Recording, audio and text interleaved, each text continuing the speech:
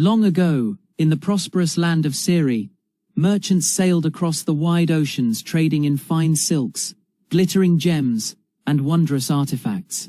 Among them were two merchants, partners in name only, for their hearts could not have been more different. One was honest, fair, and believed that a good name was the greatest wealth.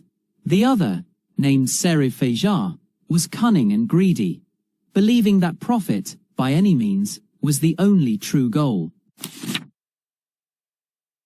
One season, they loaded a ship with fine wares and set sail for a distant land, a great island known for its wealth, where they hoped to trade their goods. They arrived at a busy port and set up their stall in the marketplace. The honest merchant's goods sold fairly, while Serivanija used trickery, selling brass as gold and cotton as silk. Far from the noisy market, in a simple hut, lived an elderly Brahmin and his wife. They were poor in wealth but rich in virtue. Their family had once been great, but time had reduced their fortune to a few humble possessions. Among these possessions was a large, heavy bowl. It had been their grandfather's, used for generations, and now, blackened by soot and time, it served as a feeding dish for their pet cat. One day, they found their grain jar empty. "Husband," the wife said, "we must sell something to buy food. Go to the market and see what the merchants will offer for this old bowl." The Brahmin was uncertain. Who would buy such a dirty old thing? But, trusting his wife, he wiped the worst of the grime from his hands and set off for the market. As he entered the marketplace, he first approached the stall of the honest merchant, but it was the greedy Serivanija who spotted him first. Serivāṇija's sharp eyes saw something beneath the soot. A tiny spot, where the Brahmin's hand had rubbed, revealed not iron or clay, but the unmistakable, warm glimmer of pure gold. His heart hammered with greed. A golden bowl, worth a fortune, he thought. But I must not let this old fool know. I will deceive him, and get it for nothing. "Ah!" he cried. "Why do you bring this filthy, unholy thing to my clean stall? It's putrid, a dish for animals. Begone, old man, you're driving away my customers." Stung by the merchant's harsh words, the Brahmin felt a deep shame. His face fell. Perhaps his wife was wrong. Perhaps the bowl was truly worthless. But as he walked, a thought occurred to him. That merchant was too angry, too quick to insult. Why such fury over a simple, worthless bowl? I will try the other merchant. The honest merchant saw the dejection on the old man's face and felt compassion. "Revered Brahmin," he called kindly, "what brings you such sorrow?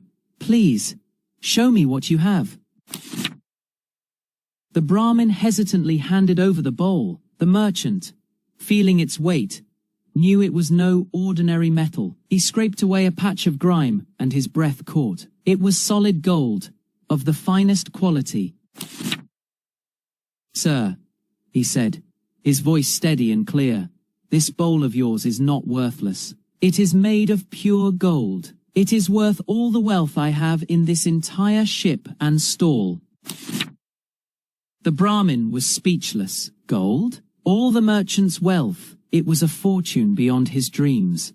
"But, are you certain?" he stammered. "I am certain," the merchant smiled, and he proved it. He gave the Brahmin every last thing he owned.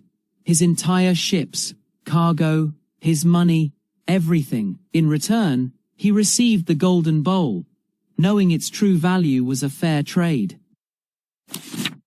Meanwhile, Serivanija watched, consumed by a fury as hot as a forge.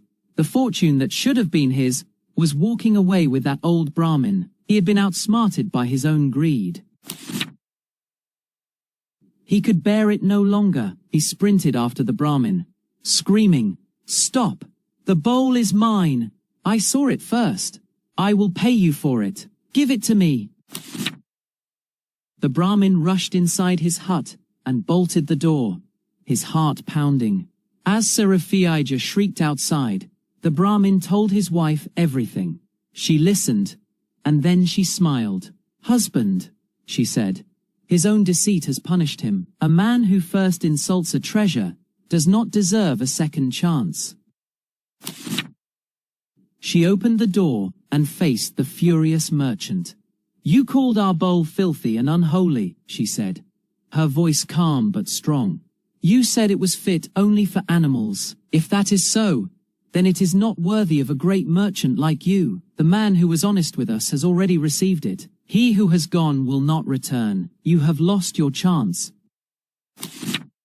Her words struck him like a physical blow. He had been defeated, not by a rival, but by his own dishonest heart. He was left with nothing but regret, while the honest merchant and the virtuous couple were blessed with abundance.